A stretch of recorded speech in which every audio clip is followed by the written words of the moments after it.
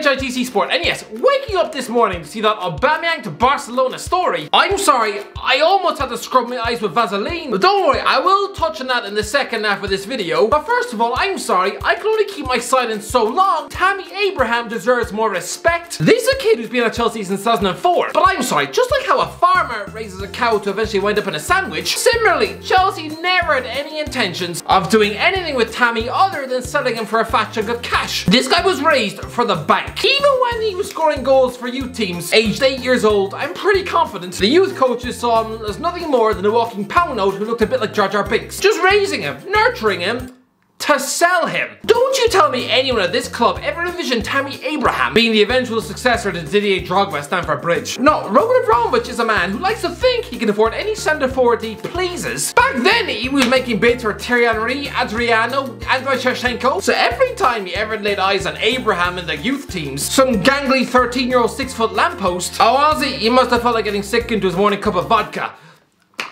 I mean, he is Russian. First of all, look at this photo. Posing with underage peasants. You can tell Abramovich was probably stopped by someone's mum on the way through the car park. I mean, I'm pretty sure after this photo was taken, he probably went straight to the bathroom and scrubbed his hands until they bled.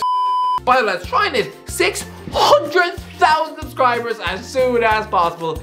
If you want to join this army and get regular football content, then just slap that big fat red button in the nose. Back into the video.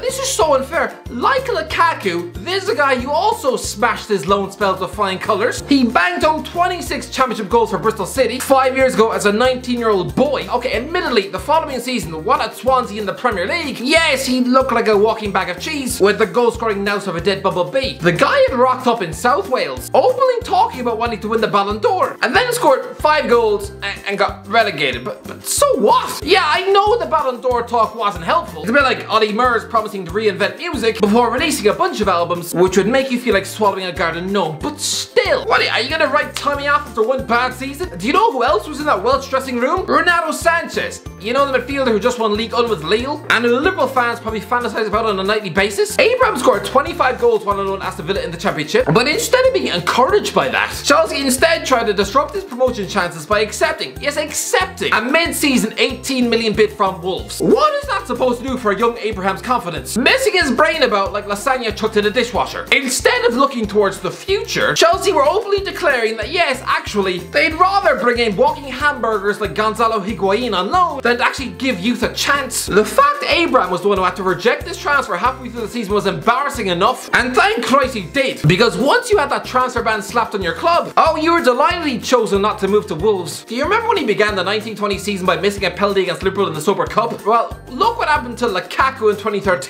I guarantee you, if there was no transfer ban, Abramovich would have ordered him to be sold in the morning, probably shipped off to Villa Park for 20 million quid. But no, he stays, ends the season with 18 goals under Frank Lampard, and then batters in another 12 last season, which is quite impressive considering Thomas Tuchel chose to ignore him for half the goddamn season. I have no idea why did Abraham back over his cat in the car park? Was it because he was left out of the matchday squad for both cup finals? That is an utterly hideous way to treat someone who scored 30 goals for your club. Chelsea have never treated Tammy Abraham with respect. Christ, well, they haven't even bothered to learn his actual name. Yeah, they've been calling him Tammy for 17 years.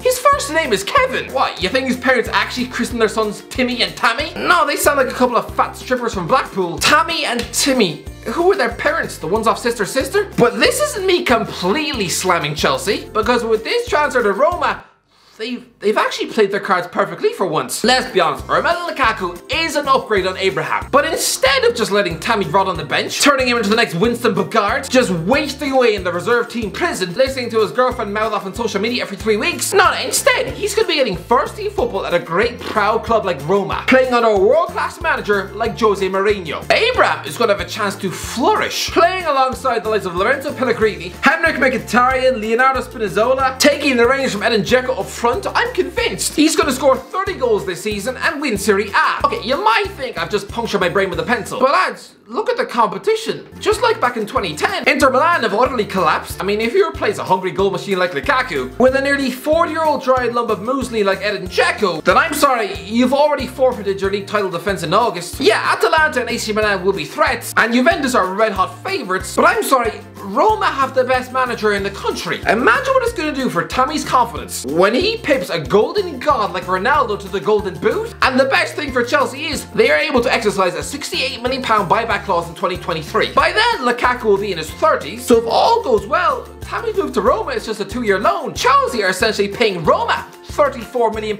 to keep him warm, rebuild his confidence, and prepare for them a world-class finished article ready for the Stamford Bridge in 2 years' time, when Thomas Tuchel has since been sacked for someone like John Terry. John Terry has done nothing but support Abraham in his career. This is also great news for England. Give it 3 years and you're going to have Harry Kane, Mason Greenwood and Tammy Abraham all vying for that number 9 shirt up front. Honestly, well done Chelsea. This is one of those rare transfers that works for everyone involved. I'm fully convinced that within 2-3 years' time, Tammy Abraham will be back at Stamford Bridge and he'll be world class. Right, moving on. Barcelona are £1.5 million in debt, and so naturally, as a critically broke club who shouldn't even be able to afford clean toilet water, they're wanting to sign Arsenal's captain.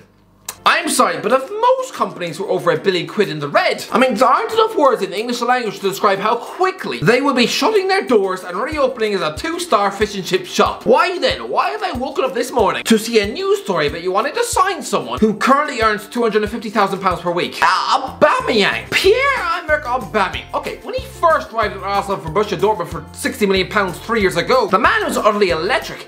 Yeah, he left Germany under a cloud, and you couldn't be blamed for assuming this guy was a histrionic, spoiled brat who attracts more drama than a high school prom queen. I mean, good grace, just reading this tweet aimed at Dortmund's sporting director when he left, you'd assume he was another Craig Bellamy with a bad haircut. Better for you, I never talk about why I really left Dortmund, Mr. Washgate. You were such a clown. I remember the time you said you were never going to sell Usman, then you saw more than 100 million, you were the first to take that money. Don't talk about money, please. Leave me alone, please.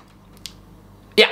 Publicly messaging your former employer with a clown emoji on Twitter. Yeah, the model professional. Arsenal fans were probably mentally preparing for 3 years worth of tantrums. But to be fair, initially, the man was utterly world class. 70 goals in his first 109 games for Arsenal. For 2.5 seasons, absolutely amazing. But I'm sorry, for the last year, the guy's just been another Adebayor, signing a fat contract in September 2020, vowing to become an Arsenal legend. Arsenal legend? What, by chucking in the work rate of a waterlogged shoe? Since the FA Cup final, he's been nothing. He squeaked 10 league goals last season. Do you really think that's enough? That was the same number as Christian Benteke, and you were the one earning £250,000 every week. You were Arsenal's captain, and you were dropped from the lineup for the North London Derby, the most important game of the season, after repeatedly turning up late. Sorry, you're wearing the captain's armband at Arsenal Football Club. Do you ever think Tony Adams or Patrick Vieira ever had problems with timekeeping? Good guys, Adams had a liver that probably looked like melting egg yolks. He probably woke up every morning with a crippling hangover, and you still couldn't keep him off the pitch. Arsenal need to cash in on Aubameyang. That contract utterly ruined him, and as for Barcelona, they clearly haven't learned a thing. This decision to eye up an overpaid, over-the-hill mercenary, that's what got you into this mess in the first place.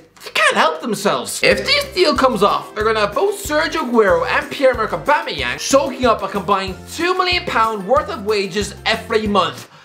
I'm sorry, wasn't that the wage you suddenly couldn't afford anymore for Messi? Yes, they're both big names, but I'm sorry, they're two men who last season put their goal scoring numbers together and they still couldn't outscore Ollie Watkins. You know, a striker bought from Brentford. Apparently Barcelona are prepared to offer Philippe Coutinho in a swap. Ah yes, Coutinho, a man who hasn't been good since the back end of 2017. This man's last truly brilliant match from start to finish was his man of the match masterclass in a 5-0 win over Swansea at Anfield. Yeah, that was 43 months ago. Nowadays, he's the modern day James Rodriguez, a once confident attacking midfielder from South America, capable of wonder goals, who's now just been kept prisoner at one of Spain's great clubs, loaned out to Bayern Munich where he was mediocre, and now just treated like some sort of unwanted foster child. So guys, nowadays Everton don't even want to keep Rodriguez.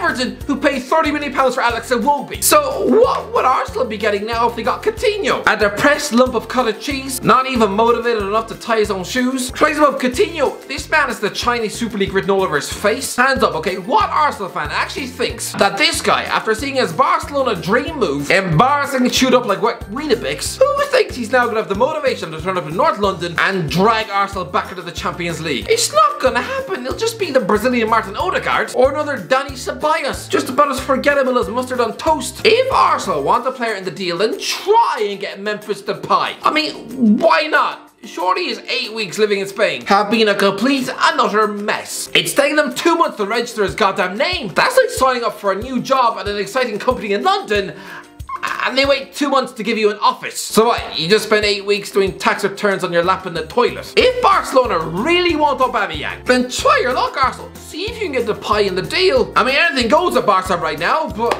honestly, Barcelona signing Aubameyang is... I can't be the only one who thinks this is utterly ridiculous. And with that, let me know in the comments, what do you think? Do you think Tammy Abraham deserves more respect? And why are Barcelona wanting up? It's ridiculous. Alright, if you've enjoyed the video, don't forget to like, subscribe, and as always, I'll talk to you in a while.